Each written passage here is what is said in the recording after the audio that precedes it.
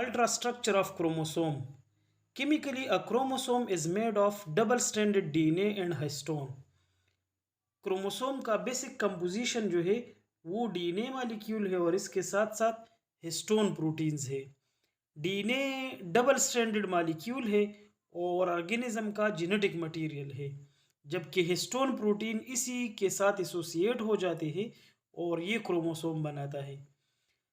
A well-developed chromosome has two identical DNA molecule extends along its length. जो chromosome जब mature हो जाए, जब ये लास्ट स्टेज में चला जाता है, जिसको हम वेल डेवलप क्रोमोसोम कहते हैं, इसके अंदर दो क्रोमेटिड्स होते हैं जो लॉन्गिट्यूडनल सेक्शंस हैं। इसके अलावा there are 5 different types of histone proteins. जो क्रोमोसोम के अंदर हिस्टोन प्रोटीन एसोसिएटेड है, इसके 5 किस्में हैं, जिसमें एक H1 है, H2A, H2B, H3 और H4। ये 5 डिफरेंट प्रोटीन्स हैं। इसका रोल आगे हम डिस्कस करेंगे। इसके बाद क्रोमोसोमल ऑर्गेनाइजेशन।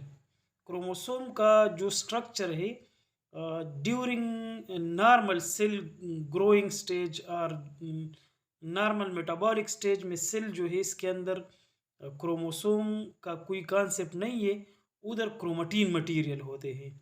ये क्रोमेटिन मटेरियल सेल डिवीजन से पहले कंडेंस हो जाते हैं और इसके रिजल्ट में क्रोमोसोम बनते हैं, जिसके डिफरेंट स्टेजेस है या डिफरेंट लेवल्स है। लेवल 1 में क्या होगा, इसमें chromosome organization start by coiling of DNA around histone that is making nucleosome। इस प्रोसेस में क्या होता है कि सबसे पहले जो क्रोमोसोम है उसकी सिंथेसिस का फर्स्ट स्टेज ये है कि हिस्टोन्स प्रोटीन के गिर्द डीएनए मॉलिक्यूल जो है वो इसकी कोइलिंग हो जाती है, जिससे जो स्ट्रक्चर बनता है उस स्ट्रक्चर का नाम है न्यूक्लियोसोम। एक न्यूक्लियोसोम के अंदर 8 हिस्टोन प्रोटीन है, जिसमें H2A, H2B, H3 और H4 इसके दो दो मालिक्यूल्स होते हैं। मतलब दो दो मालिक्यूल कंबाइन होके 8 मालिक्यूल्स बनाते हैं और इस 8 हिस्टोन की वजह से इस स्ट्रक्चर को हम ऑक्टामेयर भी कहते हैं। इसके अलावा जो 5 प्रोटीन्स हमने डिस्कस की है, इसमें एक रह जाता है और दैट इज़ H1 प्रोटीन। तो H1 प्रोटीन इसका न्यूक्लियोसोम के साथ काम नहीं है, बल्कि दो न्यूक्लियोसोम के बीच जो डीएनए होता है उसको हम लिंकर डीएनए कहते हैं और यूजुअली ये लिंकर डीएनए के साथ एसोसिएटेड है। जब कोई न्यूक्लियोसोम बनता है, लेवल 1 में न्यूक्लियोसोम की सिंथेसिस होती है, तो इसमें तकरीबन 200 न्यूक्लियोटाइड दो दफ़ा ये हिस्टोन की गिर्द सराउंड करते हैं और एक न्यूक्लियोसोम बनाएगा। लेवल 2, इसके बाद लेवल 2 है। लेवल 2 में क्या होता है, इसमें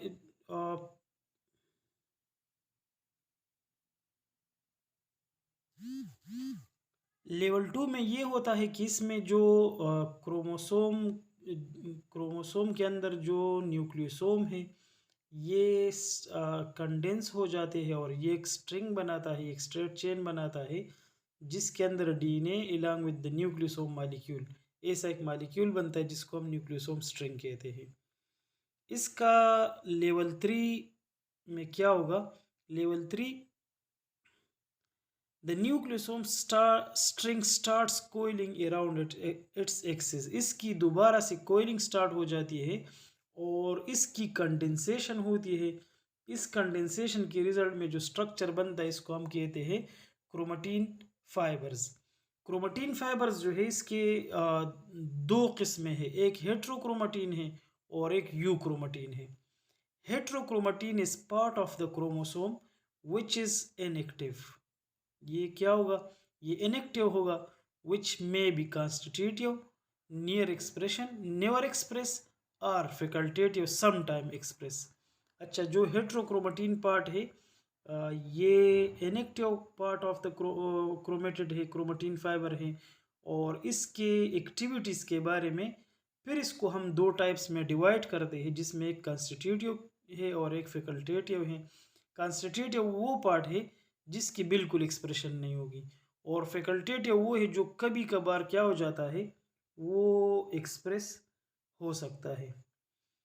इसके बाद नेक्स्ट जो है दैट इज़ यू क्रोमेटिन।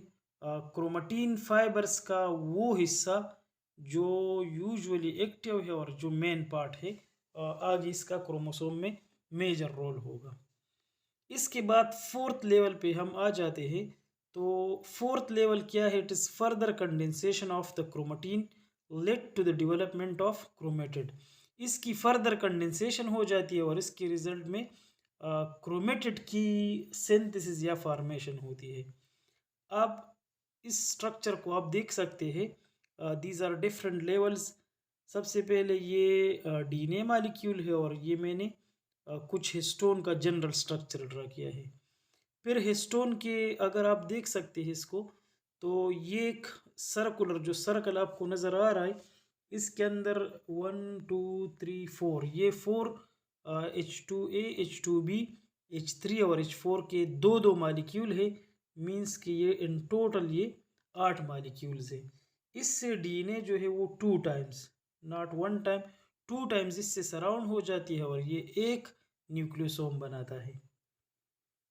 अब इस न्यूक्लियोसोम के बाद ये जो लाइन नज़र आ रहा है, ये जो डीएनए है, दिस इज अनदर न्यूक्लियोसोम, ये दूसरा न्यूक्लियोसोम है, ये तीसरा है। इसके बीच जो डीएनए है, इस डीएनए का नाम लिंकर डीएनए है। और ये लिंकर डीएनए का यहाँ पर और एक पॉइंट यहाँ पर, इन दोनों पॉइंट्स पे H1 प्रोटीन होते हैं जो इसकी इसी स्ट्रक्चर को मेंटेन करने में ये यूटिलाइज हो जाता है, ये यूज़ होते हैं। आप देख सकते हैं ये H1 का मैंने एक पॉइंट लिखा है और ये H1 का दूसरा पॉइंट। ये जो सेंटर में आपको डीएनए नज़र आ रही है, दिस वन, ये लिंकर डीएनए है।